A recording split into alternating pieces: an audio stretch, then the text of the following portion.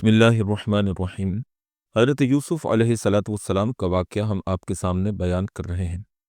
حضرت یوسف علیہ السلام کے واقعے کا پہلا حصہ ہم آپ کے سامنے بیان کر چکے حیثیت سے مصر میں آئے اور ایک متمدن اور صاحب شوکت اور حشمت رئیس عزیز مصر کے گھر میں پہنچ گئے تو اپنی عصمت مآب زندگی، حلم و وقار اور امانت و سلیقہ مندی کے پاک اوصاف کی بدولت اس امیر رئیس کی آنکھوں کا تارا اور دل کے مالک بن گئے۔ پھر وہ اپنی بیوی سے کہہ دیتا ہے کہ اکرمی مسواہو، کہ دیکھو اس کو عزت سے رکھنا، غلاموں جیسا رویہ اس کے ساتھ نہ کرنا، یہ فائدہ مند ہے، اس سے ہمیں فائدہ پہنچے گا، اور جب بڑے ہوئے تو اور ترقی کی، جیسا کہ اللہ پاک فرماتے ہیں وَلَمَّا بَلَغَ أَشُدَّهُ آتَيْنَاهُ حُكْمًا وَعِلْمًا وَكَذَلِكَ نَجْزِي الْمُحْسِنِينَ، اور جب وہ اپنی بھرپور جوانی کو پہنچا تو ہم نے اس کو حکم اور علم عطا کیا، اور نیکی کرنے والوں کو ہم ایسا ہی بدلہ دیتے ہیں۔ عزیز مصر نے حضرت یوسف کے ساتھ غلاموں جیسا معاملہ نہیں کیا، بلکہ اولاد کی طرح عزت و احترام سے رکھا اور اپنی ریاست اور دولت کا مختار بنایا، اور گھریلو زندگی کی ذمہ داری ان کے حوالے کر دی اور ان سب کا امانت دار بنا دیا۔ اسی لیے اللہ تعالیٰ فرماتے ہیں وَكَذَلِكَ مَكَّنَّا لِيُوسُفَ فِي الْأَرْضِ وَلِنُعَلِّمَهُ مِن تَأْوِيلِ الْأَحَادِيثِ وَاللَّهُ غَالِبٌ عَلَى أَمْرِهِ وَلَكِنَّ أَكْثَرَ النَّاسِ لَا يَعْلَمُونَ، اور اس طرح ہم نے یوسف کو اس ملک میں جگہ دی، اور تاکہ ہم اس کو باتوں کی تعویل سکھائیں، اور اللہ اپنے کام پر غالب رہتا ہے، لیکن اکثر لوگ نہیں جانتے۔ خدا کے احسانات مصائب میں بھی مستور ہوتے ہیں۔ حضرت یوسف علیہ السلام کو بچپن میں باپ سے جدا کر کے بھائیوں کے زور و شور سے کنویں کے اندھیرے میں پھینکا گیا، پھر وہاں سے غلام کے نام سے مصر میں فروخت ہو کر فوراً تہذیب و تمدن کے گہوارے میں مصر کے ایک بڑے گھرانے کا مالک بنا دیا گیا۔ غلامی میں آقائی کی دولت اللہ نے آپ کو عطا فرمائی۔ اب یہاں سے دوسری آزمائش شروع ہوئی۔ حضرت یوسف علیہ السلام کا جوانی کا عالم تھا، خوبصورتی اور خوبروئی، جمال اور عنائی کا مجسم، رخ روشن، شمس و قمر کی طرح منور، عصمت و حیا کی فراوانی، اور پھر ہر وقت ساتھ رہنا۔ عزیز مصر کی بیوی اپنے دل پر قابو نہ رکھ سکی اور حضرت یوسف علیہ السلام کی محبت میں گرفتار ہو گئی، مگر حضرت ابراہیم علیہ السلام کا پڑپوتا اور حضرت اسحاق علیہ السلام کا پوتا اور حضرت یعقوب علیہ السلام کا بیٹا اور ان کی آنکھوں کا نور نظر، خانواد نبوت کا چشم و چراغ اور منصب نبوت کے لیے منتخب، پھر اس سے یہ کیسے ممکن تھا کہ ناپاکی اور فحاشی میں مبتلا ہو اور عزیز مصر کی بیوی کے ناپائق عزائم کو پورا کرے۔ وہ عورت جس کا نام راعیل یا زلیخا تھا، اس نے دیکھا کہ میرا مطلب پورا نہیں ہو سکتا، تو ایک مکان کا دروازہ بند کر کے اصرار کرنے لگی کہ مجھے خوش کر دو۔ حضرت یوسف علیہ السلام کے لیے یہ وقت سخت آزمائش کا تھا۔ شاہی خاندان اور نوجوان عورت اور خوبصورت اور حسین، ہر طرح کے آرائشیں اور زیبائشیں موجود ہیں، ہر طرح کا موقع موجود ہے، اور وہیں پر حضرت یوسف علیہ السلام خود ایک حسین نوجوان اور حسن کی خوبی سے آشنا، اور دروازے سے بند کسی کا خوف بھی نہیں، مالکہ گھر کی خود ذمہ دار، مگر ان تمام ساز و سامان کے اور سازگار موقع کے باوجود صرف خدا کی نافرمانی کا ڈر تھا۔ اس پر پیکر عصمت اور امین نبوت محبت وحی الہی نے ایسا سازگار موقع خدا کو حاضر سمجھا، اور زلیخا نے حضرت یوسف علیہ السلام کو پھسلانے کی کوشش کی۔ چنانچہ سورہ یوسف میں اللہ پاک فرماتے ہیں وَرَاوَدَتْهُ الَّتِي هُوَ فِي بَيْتِهَا عَن نَفْسِهِ وَغَلَّقَتِ الْأَبْوَابَ وَقَالَتْ هَيْتَ لَكَ قَالَ مَعَاذَ اللَّهِ إِنَّهُ رَبِّي أَحْسَنَ مَثْوَايَ إِنَّهُ لَا يُفْلِحُ الظَّالِمُونَ، اور یوسف جس عورت کے گھر میں تھے وہ اس کو پھسلانے لگی اور ایک روز دروازے بند کر دیے اور بولی کہ آ جاؤ۔ یوسف نے کہا کہ اللہ کی پناہ، وہ میرا آقا ہے، اس نے مجھے اچھی طرح رکھا ہے، بے شک ظالم لوگ کبھی کامیاب نہیں ہو پاتے۔ حضرت یوسف علیہ السلام پر وہ عورت فریفتہ تھی، پہلے سے اب اور بھی زیادہ بےتاب ہونے لگی، پھر حضرت یوسف علیہ السلام کو بہلانے کی کوشش کرنے لگی۔ چنانچہ اللہ پاک جل شانہ قرآن میں فرماتے ہیں وَلَقَدْ هَمَّتْ بِهِ وَهُمْ بِهَا وَهَمَّ بِهَا لَوْلَا أَن رَّأَىٰ بُرْهَانَ رَبِّهِ كَذَٰلِكَ لِنَصْرِفَ عَنْهُ السُّوءَ وَالْفَحْشَاءَ إِنَّهُ مِنْ عِبَادِنَا الْمُخْلَصِينَ، اور عورت نے اس کا ارادہ کر لیا، اور وہ بھی اس کا ارادہ کرتا اگر وہ اپنے رب کی دلیل نہ دیکھ لیتا۔ ایسا ہوا تاکہ ہم اس سے برائی اور بے حیائی کو دور کر دیں، بے شک وہ ہمارے چنے ہوئے بندوں میں سے تھا۔ جب کسی طرح بھی وہ عورت باز نہ آئی تو آپ علیہ السلام نے برہان پر عمل کیا۔ وہ شرعی حکم ہے، ان کو شریعت کا علم मा क़ुव्वत अमलिया के ख़ास तौर पर हासिल था। ये नस्रिफ़ अन्हु, ताकि हम उनको सगीरा और कबीरा गुनाहों से दूर रखें, यानी इरादे से भी और फ़ेल से भी, क्योंकि वो हमारे ख़ास मुखलिस बंदों में से थे। जब हज़रत यूसुफ़ अलैहिस्सलाम ने देखा कि ये औरत इसरार करती रहेगी, तो हज़रत यूसुफ़ अलैहिस्सलाम दरवाज़े की तरफ भागे, तो ज़ुलेखा भी आपके पीछे दौड़ी और हज़रत यूसुफ़ अलैहिस्सलाम के पीछे की जानिब से कमीज़ पकड़ी तो वो कमीज़ फट गई। चनाचे इरशाद रब्बानी है, वस्तबक़ल बाबा वक़द्दत क़मीसहु मिन दुबुरिन व अल्फ़या सय्यदहा लदल बाब क़ालत मा जज़ाउ मन अराद बिअहलिका सूअन इल्ला अन युस्जना औ अज़ाबुन अलीम। और दोनों दरवाजे की तरफ भागे और औरत ने यूसुफ का कुर्ता पीछे से फाड़ दिया और दोनों ने उसके शौहर को दरवाजे पर पाया। औरत बोली कि जो तेरी घरवाली के साथ बुराई का इरादा करे उसकी सज़ा इसके सिवा क्या है कि उसे कैद किया जाए या उसे सख्त अजाब दिया जाए। हज़रत यूसुफ अलैहिस्सलाम अपनी जान बचाकर दरवाजे की तरफ भागे तो पीछे से जुलेखा पकड़ने के लिए दौड़ी तो कुर्ता उसके हाथ में आया और वो फट गया। दरवाजे के बाहर अजीज मिस्र खड़ा था और औरत ने फौरन चालाकी से कहा कि जो तेरे घर में बुराई का इरादा करे तो उसको या तो कैद में डाल या उसको दर्दनाक अजाब दे। हज़रत यूसुफ अलैहिस्सलाम ने फरमाया कि मामला बरअक्स है, यही मुझसे अपना मतलब पूरा करने के लिए मुझे फिसला रही थी। इस मौके पर जुलेखा के ख़ानदान से एक शीरख्वार यानी दूध पीते बच्चे ने गवाही दी। हज़रत यूसुफ अलैहिस्सलाम का मौजज़ा था, बच्चे ने गवाही दी और कमीज़ अगर आगे से फटी है तो जुलेखा सच्ची है और हज़रत यूसुफ अलैहिस्सलाम झूठे हैं, और अगर कमीज़ पीछे से फटी है तो हज़रत यूसुफ सच्चे हैं और जुलेखा झूठी है। चुनांचे सूरह यूसुफ में अल्लाह पाक जल्ल शानहु इसको यूँ फरमाते हैं, व शाहिद शाहिदुम मिन अहलिहा इन कान कमीसुहु कुद्द मिन क़ुबुलिन फसदक़त व हुवा मिनल काज़िबीन व इन कान कमीसुहु कुद्द मिन दुबुरिन फ़कज़बत व हुवा मिनस सादिक़ीन फ़लम्मा रअा क़मीसहु कुद्द मिन दुबुरिन क़ाल इन्नहु मिन कैदिकुन इन्न कैदकुन्न अज़ीम यूसुफ़ु अअरिज़ अन हाज़ा वस्तग़फ़िरी लिज़म्बिक इन्नकी कुन्ति मिनल ख़ातिईन। जिसका तर्जुमा यह है, और औरत के कुंबा वालों में से एक गवाही देने वाले ने गवाही दी कि अगर उसका कुर्ता आगे से फटा हुआ हो तो औरत सच्ची है और वो झूठा, और अगर उसका कुर्ता पीछे से फटा हो तो औरत झूठी है और वो सच्चा है। फिर जब अजीज़ ने देखा कि उसका कुर्ता पीछे से फटा है तो उसने कहा कि बेशक ये तुम औरतों की चाल है और तुम्हारी चालें बहुत बड़ी होती हैं। यूसुफ इससे दरगुजर कर, ए औरत, अगर तू अपनी गलती की माफ़ी मांग, बेशक तू ही खताकार थी। चुनांचे इस वाक़ये की खबर पूरे शहर के अंदर मशहूर हो गई। शहर की औरतों ने जुलेखा पर तानो तशनी शुरू कर दी। चर्चे होने लगे। चंद औरतों ने कहा कि देखो, वज़ीर की बीवी अपने ग़ुलाम पर जान दे रही है, अजीज़ की बीवी तो सरीह गलती पर है। हज़रत यूसुफ अलैहिस्सलाम के हुस्न की शोहरत मिस्र में फैल चुकी थी। दरअसल उनको भी हज़रत यूसुफ अलैहिस्सलाम के दीदार का शौक़ था। चनाचे सूरह यूसुफ में अल्लाह पाक फरमाते हैं, वक़ाल निस्वतुन फ़िल मदीनति इम्रअतुल अज़ीज़ि तुराविदु फ़ताहा अन नफ़्सिही क़द शग़फ़हा हुब्बा इन्ना लनराहा फ़ी ज़लालिम मुबीन। और शहर की औरतों में चर्चा होने लगा कि अजीज़ की बीवी अपने जवान ग़ुलाम को अपना मतलब निकालने के लिए बहलाने फुसलाने में लगी रहती है। उसके दिल में यूसुफ की मोहब्बत बैठ गई है। हमारे ख्याल में वो खुली हुई गुमराही के अंदर मुब्तला है। जुलेखा ने जब उनकी इस फरेब वाली बातों को सुना तो जुलेखा ने उनको बुलाया और उनके लिए एक मजलिस मुरतब की और उनमें से हर एक के हाथ में छुरी दे दी और आगे फल रख दिए जिनको वो काट कर खा रही थी। चुनांचे इस चीज़ को अल्लाह पाक कुरान करीम के अंदर यूँ बयान करते हैं, व आतत कुल्ला वाहिदतिन मिनहुन्ना सिक्कीना व क़ालत खुरुज अलैहिन्ना फ़लम्मा रअयनहु अकबरनाहु व क़त्तअना अयदियहुन्ना व क़ुल्ना हाशा लिल्लाहि मा हाज़ा बशरा इन हाज़ा इल्ला मलकुन करीम। और उनमें से हर एक को एक एक छुरी दी और यूसुफ से कहा कि तुम उनके सामने आओ। फिर जब औरतों ने उसको देखा तो वो दंग रह गईं और उन्होंने अपने हाथ काट डाले और उन्होंने कहा, हाशा लिल्लाह, अल्लाह की पनाह, ये आदमी नहीं, ये तो कोई बुजुर्ग फरिश्ता है। औरतों ने फरेब करके हज़रत यूसुफ अलैहिस्सलाम का हुस्न देखना चाहा था, और जब हज़रत यूसुफ कमरे से बाहर निकले तो सब ने बजाय फल काटने के अपने हाथ काट दिए। कमरे से निकलते ही औरत की निगाह जब आपके चेहरे मुबारक पर पड़ी तो हैरत ज़दा रह गईं, रोबो जलाल और जमाल यूसुफ से बेखुद हो गईं। फिर उन तेज़ छुरियों और चाकुओं से अपनी अपनी उंगलियां काट डालीं। दावत तो पहले हो चुकी थी, ये तो सिर्फ फल खा रही थीं। फिर जुलेखा ने हज़रत यूसुफ से कहा कि चले जाओ।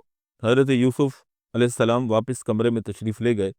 پھر زلیخا نے کہا کہ دیکھا، تم تو ایک دفعہ یوسف کے جمال کو برداشت نہ کر سکی، پھر بتلاؤ میرا کیا ہوگا؟ عورتوں نے زلیخا سے معذرت چاہی اور اپنی غلطی پر معافی مانگ لی۔ حدیث میں ہے کہ شب معراج میں تیسرے آسمان پر نبی کریم صلی اللہ علیہ وسلم کی حضرت یوسف سے ملاقات ہوئی، جن کو آدھا حسن دیا گیا تھا، اور ایک روایت میں ہے کہ حضرت یوسف کو اور ان کی والدہ کو آدھا حسن دیا گیا تھا، اور ایک روایت میں ہے کہ حسن کے 3 حصے کیے گئے، پھر تمام لوگوں میں 2 حصے تقسیم کر دیے گئے، اور ایک حصہ حضرت یوسف کو اور ان کی والدہ کو دیا گیا۔ یہ بھی روایت ہے کہ حسن کے 2 حصے کیے گئے، ایک حصہ حضرت یوسف علیہ السلام کو اور ان کی والدہ کو دیا گیا، اور ایک حصہ پوری دنیا میں تقسیم کر دیا گیا۔ مفسرین جیسے سدی اور ابن اسحاق رحمۃ اللہ تعالی علیہ وغیرہ نقل کرتے ہیں کہ زلیخا نے خلوت خانہ میں حضرت یوسف کو بند کر کے اپنی طرف مائل کرنے کے لیے کہا، آپ کے بال کس قدر حسین ہیں؟ حضرت یوسف نے جواب دیا کہ یہ بال موت کے بعد سب سے پہلے میرے بدن سے جدا ہو جائیں گے۔ پھر کہا، تمہاری آنکھیں کیسی حسین ہیں؟ فرمایا، موت کے بعد یہ سب پانی ہو کر میرے چہرے پر بہہ جائیں گی۔ پھر کہا، تمہارا چہرہ کتنا حسین ہے؟ فرمایا، یہ سب مٹی کی غذا ہے۔ پروردگار عالم نے حضرت یوسف پر آخرت کی فکر نوجوانی کے عالم میں مسلط کر دی تھی۔ یہ وہ چیز ہے کہ اس کے ساتھ انسان ہر جگہ محفوظ رہ سکتا ہے۔ آخر حضرت یوسف علیہ السلام اپنی جان چھڑانے کے لیے دروازے کی طرف بھاگے تو پیچھے سے زلیخا بھی دوڑی اور ان کا کرتا پیچھے سے پکڑ کر پھاڑ ڈالا۔ یہ ساری تفصیل تفسیر ابن کثیر وغیرہ سے ہم نے آپ کے سامنے بیان کی ہے۔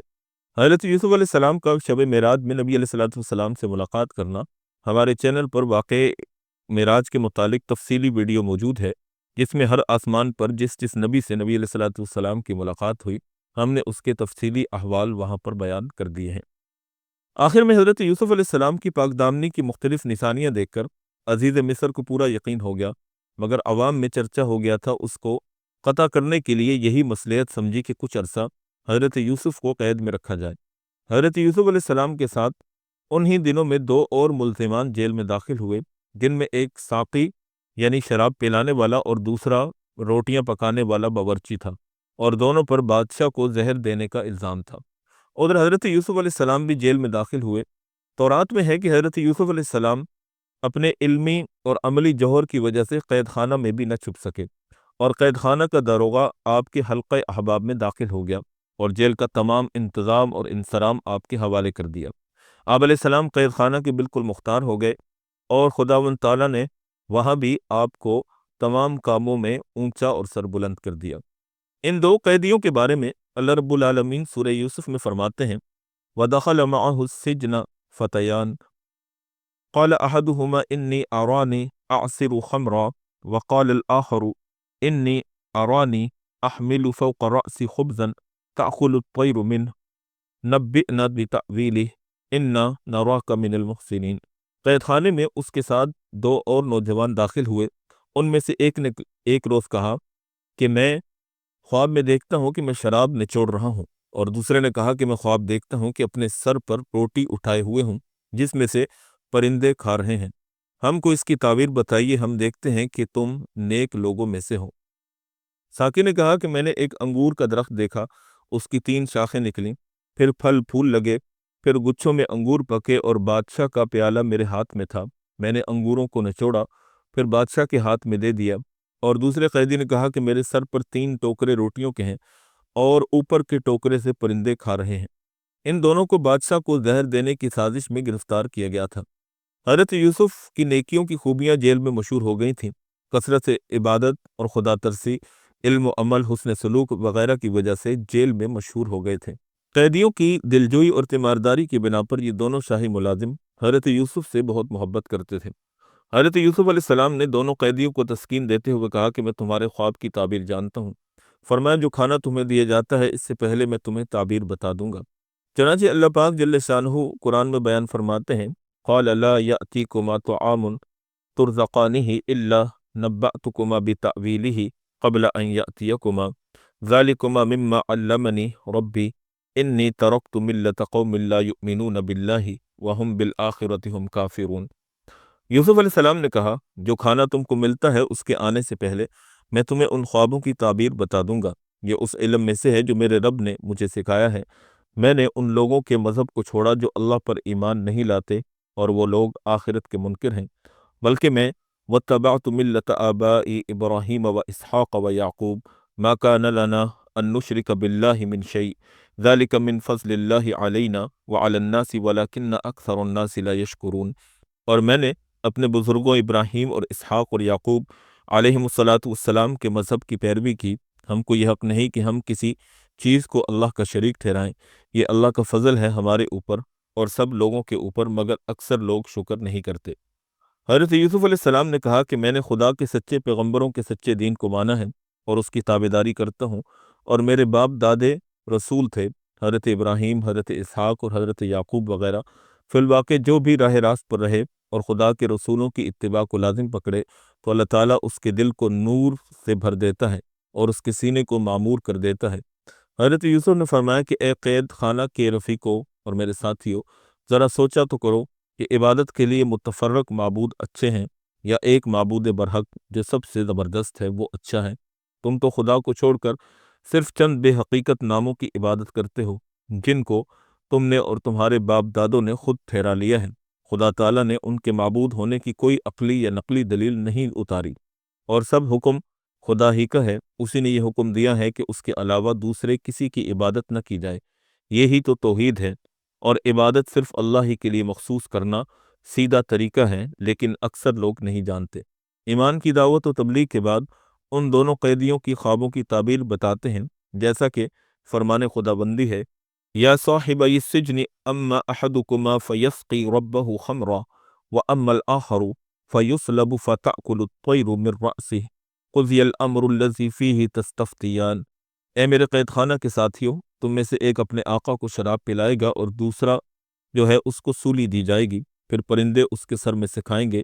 اس معاملے کا فیصلہ ہو گیا جس کے بارے میں تم پوچھ رہے تھے، یعنی ایک تم میں سے بدستور شراب پلایا کرے گا اور دوسرا مجرم قرار پا کر سولی دیا جائے گا، اور اس کے سر کو پرندے نوچ نوچ کر کھا جائیں گے، اور جس بارے میں تم پوچھتے تھے وہ اسی طرح مقدر ہو چکا ہے۔ چنانچہ ایسا ہی ہوا، اور جب وہ دونوں خدمت اقدس سے جانے لگے تو جس پر رہائی کا گمان تھا، حضرت یوسف نے اس کو فرمایا کہ اپنے آقا کے سامنے میرا ذکر بھی کرنا کہ ایک آدمی بے قصور جیل میں ہے، اور اس نے بھی وعدہ کر لیا۔ پھر اس کو حضرت یوسف علیہ السلام کا فرمان شیطان نے بھلا دیا، تو اسی وجہ سے جیل میں اور بھی چند سال رہنا پڑا۔ جب حضرت یوسف علیہ السلام جیل میں داخل ہوئے تو جیل کے افسر اور بعض قیدیوں نے کہا کہ ہم کو آپ سے بڑی محبت اور عقیدت ہے۔ آپ نے ارشاد فرمایا کہ خدا کے لیے مجھ سے محبت نہ کرو، کیونکہ جب کسی نے میرے ساتھ محبت کی ہے تو مجھ پر آفت آئی ہے۔ بچپن میں میری پھوپھی نے مجھ سے محبت کی تو اس کے نتیجے میں مجھ پر چوری کا الزام لگایا گیا۔ پھر میرے والد نے مجھ سے محبت کی تو بھائیوں کے ہاتھوں کنویں میں قید ملی۔ پھر غلامی اور جلا وطنی میں مبتلا ہوا۔ عزیز مصر کی بیوی نے مجھ سے محبت کی تو اس کے بدلے میں جیل میں پہنچ چکا ہوں۔ یہ تفسیری روایت ابن کثیر سے ہم نے آپ کے سامنے اور تفسیر مظہری سے بیان کی ہے۔ خلاصہ کلام یہ ہے کہ حضرت یوسف علیہ السلام نے ساقی سے کہا کہ اذکرنی عند ربک، یعنی اپنے مالک کے پاس میرا ذکر کرنا کہ ایک شخص بلا قصور مجرم بنا دیا گیا ہے۔ اکثر مفسرین یہ نقطہ ظاہر کرتے ہیں کہ حضرت یوسف جیسی ہستی کے لیے یہ موضوع نہ تھا کہ وہ خدا تعالیٰ پر بھروسہ کے ساتھ ساتھ دنیاوی اسباب پر بھروسہ کریں اور بادشاہ وقت سے اپنی مظلومیت کے دفاع کے طالب ہوں۔ اسی خدا کا یہ فیصلہ ٹھہرا کہ اب چند سال مزید قید خانہ میں رکھا جائے گا۔ پھر ساقی کو شیطان نے ایسا بھلا دیا کہ وہ حضرت یوسف کا کچھ تذکرہ بھی نہ کر سکا۔ حضرت عبداللہ بن عباس رضی اللہ تعالیٰ عنہما فرماتے ہیں کہ حضرت یوسف کے قید خانہ کی مدت 12 برس تھی، اور حضرت امام ضحاک رحمہ اللہ فرماتے ہیں کہ حضرت یوسف علیہ السلام قید خانہ میں 14 برس تک رہے۔ یہ دونوں روایتیں تفسیر ابن کثیر میں نقل کی گئی ہیں۔ بہرحال بادشاہ مصر جس کا نام ریان تھا، اس نے ایک خواب دیکھا کہ 7 موٹی گائیں ہیں اور 7 دبلی، اور وہ دبلی گائیں موٹی گایوں کو نگل گئیں، اور 7 سرسبز و شاداب بالیاں ہیں اور 7 خشک، اور پھر خشک بالیوں نے سبز بالیوں کو کھا لیا۔ تفسیر حقانی میں ہے کہ بادشاہ نے اس طرح خواب دیکھا تھا کہ 7 موٹی اور خوبصورت گائیں نکلیں اور نیستان میں یعنی گلستان وغیرہ میں چرنے کے لیے چلی گئیں۔ پھر 7 گائیں بدشکل اور دبلی دریا سے نکلیں اور گھاٹ پر آ کر کھڑی ہو کر ان موٹی خوبصورت گایوں کو کھا گئیں۔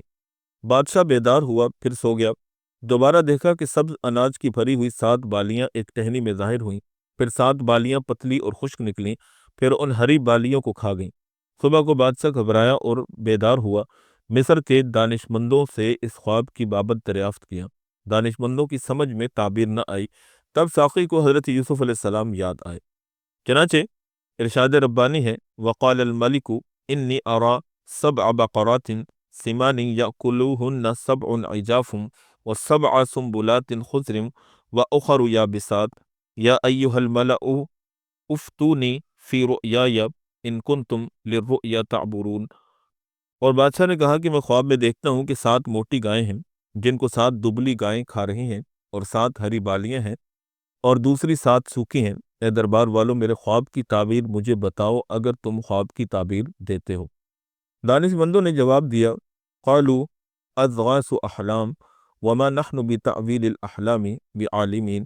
وہ بولے کہ یہ خیالی خواب ہے، ہم کو ایسے خوابوں کی تعبیر معلوم نہیں۔ تب ساقی کو حضرت یوسف علیہ السلام کا خیال آیا، چنانچہ اللہ پاک فرماتے ہیں، وقال الذی نجا منہما وادکر امۃ انا انبئکم بتأویلہ فارسلون۔ ان 2 قیدیوں میں سے جو شخص بچ گیا تھا اور اس کو ایک مدت کے بعد یاد آیا، اس نے کہا کہ میں تم لوگوں کو اس کی تعبیر بتاؤں گا، مجھے یوسف کے پاس جانے دو۔ جب ساقی حضرت یوسف کے پاس پہنچا، یوسف ایہا الصدیق افتنا فی 7 بقرات سمان یأکلہن سبع عجاف وسبع سنبلات خضر واخر یابسات لعلی ارجع الی الناس لعلہم یعلمون۔ اے سچے یوسف، مجھے اس خواب کا مطلب بتا دیجئے کہ 7 موٹی گائیں جن کو 7 دبلی گائیں کھا رہی ہیں اور 7 بالیاں ہری ہیں اور دوسری 7 سوکھی، تاکہ میں ان لوگوں کے پاس جاؤں تاکہ وہ جان لیں۔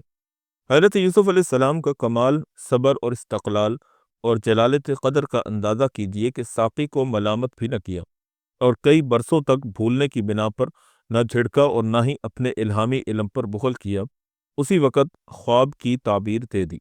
چنانچہ اللہ پاک جل شانہ قرآن کریم میں فرماتے ہیں، قال تزرعون 7 سنین دأبا فما حصدتم فذروه في سنبله الا قليلا مما تأكلون ثم يأتي من بعد ذلك 7 شداد يأكلن ما قدمتم لهن الا قليلا مما تحصنون ثم يأتي من بعد ذلك عام فيه يغاث الناس وفيه يعصرون۔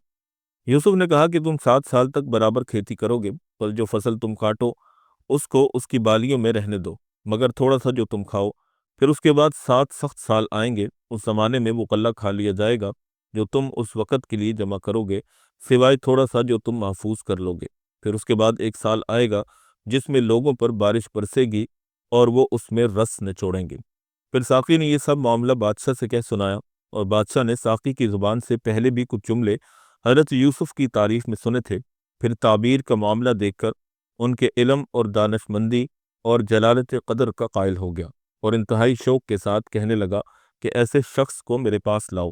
جب بادشاہ کا قاصد حضرت یوسف کے پاس پہنچا اور بادشاہ کی طلب کے اشتیاق کا حال سنایا، تو حضرت یوسف نے قید خانہ سے باہر آنے سے انکار کر دیا اور فرمایا کہ اس طرح تو میں جانے کو تیار نہیں ہوں، پہلے میرے اس جرم کی تحقیق کر لیں جس میں مجھے قید کیا گیا تھا۔ تم اپنے آقا کے پاس جاؤ اور اس سے کہو کہ وہ تحقیق کرے کہ ان عورتوں کا معاملہ کیا تھا جنہوں نے اپنے ہاتھ کاٹ لیے تھے، پہلے یہ بات صاف ہو جائے کہ انہوں نے کیسی کچھ مکاریاں کی تھی، اور میرا پروردگار تو ان کی مکاریوں سے خوب واقف ہے۔ عزیز مصر نے حضرت یوسف کے ساتھ اچھا برتاؤ کیا تھا اور احترام کرتا رہا تھا، اس لیے حضرت یوسف نے اس کی بیوی کا نام بھی نہ لیا بلکہ صرف مصر کی عورتوں کا تذکرہ کیا۔ اس معاملے میں بی بی زلیخا کے ساتھ ان عورتوں کی سازش تھی کہ ہر ایک ان میں سے حضرت یوسف پر عاشق ہو گئی تھی، اور ہر ایک حضرت یوسف کو اپنی طرف مائل کر رہی تھی۔ پھر ناکامی کی صورت میں سب نے مل کر عزیز کی بیوی کو قید کا مشورہ دیا۔ غرض بادشاہ نے ان عورتوں کو بلایا اور کہا کہ صاف صاف بتاؤ کہ اس معاملے میں اصل حقیقت کیا ہے۔ وہ سب بیک زبان ہو کر بولی، جیسا کہ فرمان خداوندی ہے، قلنا حاشا للہ ما علمنا علیہ من سوء، پاکی ہے اللہ کی، ہم نے اس میں کوئی برائی نہیں پائی۔ اس مجمع میں عزیز کی بیوی بھی موجود تھی۔ اس نے جب دیکھا کہ حضرت یوسف کی خواہش ہے کہ حقیقت حال سامنے آ جائے تو وہ بھی بے اختیار بول اٹھی۔ چنانچہ سورہ یوسف میں اللہ پاک فرماتے ہیں، الآن حصحص الحق انا راودته عن نفسه وانه لمن الصادقین۔ عزیز کی بیوی نے کہا کہ اب حقیقت کھل گئی، میں نے ہی اس کو پھسلانے کی کوشش کی تھی اور وہ یقیناً سچا ہے۔ حضرت یوسف علیہ السلام کو اس سارے قصہ کے بعد بلایا گیا اور آپ نے فرمایا کہ یہ تمام معاملہ جو میں نے کہا ہے محض اسی وجہ سے تھا تاکہ عزیز کو یقین کے ساتھ معلوم ہو جائے کہ میں نے اس کی عدم موجودگی میں اس کی آبرو پر ہاتھ نہیں بڑھایا، اور یہ بھی معلوم ہو جائے کہ اللہ تعالیٰ خیانت کرنے والوں کے فریب کو چلنے نہیں دیتا۔ چنانچہ انہوں نے اس کو جو بیان کیا قرآن کریم میں، ذَلِكَ لِيَعْلَمَ أَنِّي لَمْ أَخُنْهُ بِالْغَيْبِ وَأَنَّ اللَّهَ لَا يَهْدِي قَيْدَ الْخَائِنِينَ، یہ اس لیے کہ عزیز مصر جان لے کہ میں نے اس کی پیٹھ کے پیچھے اس کی خیانت نہیں کی، اور بے شک اللہ خیانت کرنے والوں کی چال کو چلنے نہیں دیتا۔ بی بی زلیخا نے جب دیکھا کہ حضرت یوسف کو اللہ تعالیٰ نے کامل مدد اور نصرت کے ساتھ جیل خانہ میں رہتے ہوئے عالی مقام اور مرتبہ عطا کیا ہے، تو وہ کہنے لگی کہ واقعہ کھل گیا ہے، خود اس امر کا اقرار کرتی ہوں اور اپنا قصور بیان کرتی ہوں کہ واقعی میں نے حضرت یوسف کو پھسلانا چاہا تھا، اور حضرت یوسف نے جو میرے خاوند کے سامنے کہا تھا کہ یہ عورت مجھے بہلا رہی ہے، اس بات میں حضرت یوسف بالکل سچے تھے۔ میں خود اقرار کرتی ہوں کہ وہ قصور میرا ہی تھا تاکہ میرے خاوند کو بھی معلوم ہو جائے۔ حضرت یوسف میرے پاس پاک دامن ہی رہے، حضرت یوسف کی پاک دامنی کی وجہ سے میں بھی پاک ہی رہی ہوں، مجھ سے بھی کوئی بدکاری نہیں ہوئی۔ یہ سچی بات ہے کہ خیانت کرنے والوں اور مکاروں اور دغابازوں کو اللہ تعالیٰ فروغ نہیں دیتا۔ زلیخا کا کہنا سچ تھا، اپنی عزت و آبرو کی پرواہ نہ کرنا اس واسطے بھی تھا کہ حضرت یوسف کو جیل بھیجنے کے بعد زلیخا اب حضرت یوسف کے دیدار سے بھی محروم ہو رہی تھی اور پشیمان تھی۔ آپ کے دیدار کے بغیر عشق انتہا کو پہنچ گیا تھا، اس لیے اپنی ذلت اور رسوائی کی پرواہ بھی نہ کی اور معاملہ کو صاف طور پر بیان کر دیا۔ حضرت یوسف علیہ السلام نے فرمایا کہ میں اپنے آپ کو پاک نہیں جانتا، نفس تو برائی پر آمادہ کرتا رہتا ہے، جیسا کہ فرمان خداوندی ہے، وَمَا أُبَرِّئُ نَفْسِي إِنَّ النَّفْسَ لَأَمَّارَةٌ بِالسُّوءِ إِلَّا مَا رَحِمَ رَبِّي إِنَّ رَبِّي غَفُورٌ رَحِيمٌ، اور میں اپنے نفس کی براءت نہیں کرتا، نفس تو برائی ہی سکھاتا ہے مگر یہ کہ میرا رب رحم فرمائے، بے شک میرا رب بخشنے والا مہربان ہے۔ بعض مفسرین نے اس آیت کا ترجمہ بی بی زلیخا کی جانب کیا ہے کہ لم اخن ہو، یعنی میں نے اپنے خاوند عزیز کی اس سے زیادہ خیانت نہیں کی جو میرے خاوند کو معلوم ہی ہے، اور میں اپنے نفس کو بری نہیں کرتی، بے شک نفس تو برائی کے لیے بڑا ہی ابھارنے والا ہے، مگر جس پر پروردگار رحم کر دے، بے شک میرا پروردگار رحم کرنے والا بخشنے والا ہے۔ بہرحال اب وقت آ پہنچا تھا کہ حضرت یوسف علیہ السلام عصمت اور پاک دامنی، صداقت و طہارت کا معاملہ تہمت لگانے والیوں کی زبان سے واضح ہو جائے، چنانچہ ظاہر ہو گیا، اور شاہی دربار میں مجرموں نے اقرار جرم کر کے حضرت یوسف علیہ السلام کا دامن ہر قسم کی آلودگی اور گندگی سے پاک اور منزہ کر دیا۔ بادشاہ وقت ریان پر جب حقیقت حال منکشف ہو گئی تو اس کے دل میں حضرت یوسف کی عظمت اور جلالت کا سکہ بیٹھ گیا، اور ساقی کی حسن عقیدت کے ساتھ حضرت یوسف علیہ السلام کی عقل اور دانش مندی کا ذکر، اپنے خواب کی دل لگتی ہوئی تعبیر اور عصمت نفس، یہ سب امور تھے کہ جنہوں نے مل کر بادشاہ کو اس بزرگ ہستی کے دیدار اور ان سے استفادہ کا عاشق بنا دیا۔ وہ کہنے لگا، اِأْتُونِي بِهِ أَسْتَخْلِصْهُ لِنَفْسِي، یعنی اسے جلد میرے پاس لاؤ کہ میں اس کو خاص اپنے لیے رکھوں گا۔ پھر حضرت یوسف اس رہنمائی اور عصمت اور پاکدانی اور عقل و دانش کے ساتھ قید خانہ سے نکل کر بادشاہ کے دربار میں تشریف لائے۔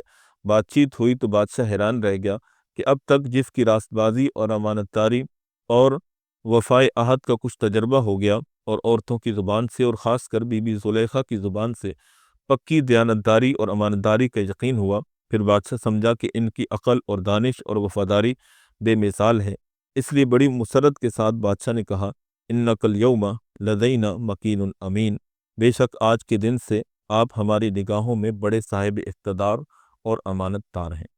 یہ حضرت یوسف علیہ السلام کے واقعے کا دوسرا حصہ تھا، جس کے اندر ہم نے آپ کے سامنے تفصیلی روایتوں سے، آپ کے سامنے مستند حوالوں سے حضرت یوسف علیہ السلام کے ساتھ پیش آنے والے واقعات کو بیان کیا۔ امید ہے کہ آپ کو بہت کچھ نیا سیکھنے اور جاننے کو ملا ہوگا، اور آپ کو ان واقعات سے بہت سی سبق آموز باتیں بھی سیکھنے کو ملی ہوں گی۔ اگر آپ کو ہماری یہ ویڈیو پسند آئی ہو تو ہمارے چینل کو سبسکرائب ضرور کر دیجئے گا، اور اپنے دوستوں احباب